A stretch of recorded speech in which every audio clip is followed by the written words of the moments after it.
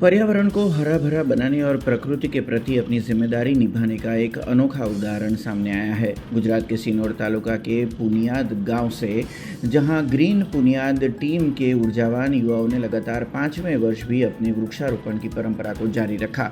आज इस टीम के युवाओं ने गांव के नवनिर्मित मुक्तिधाम परिसर में कई प्रकार के छायादार पौधे और फूलदार वृक्ष लगाकर एक सराहनीय पहल की है।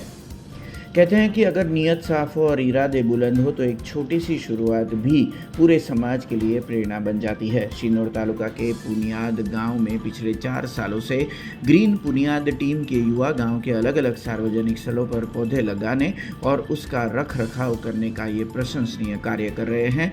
तब आज भी लगातार 5वें साल इन युवाओं की ओर से पर्यावरण प्रेम देखने को मिला और इनके ज़रिए पर्यावरण सुरक्षा का संदेश भी जो ग्रीन पुनियाद टीम जो है उनके युवाओं की ओर से दिया गया। ग्रीन पुनियाद द्वारा सतत 5મા વર્ષે મુક્તિધામમાં વૃક્ષારોપણનું ટીમ દ્વારા કરવામાં આવ્યું છે।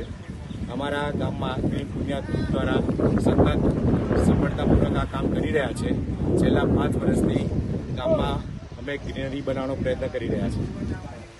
સર્વે ભાઈઓ ગામના આ ગ્રીન પુનિયાદમાં ખૂબ ખૂબ આનંદથી અને સહકારથી ભાગ લઈ રહ્યા છે।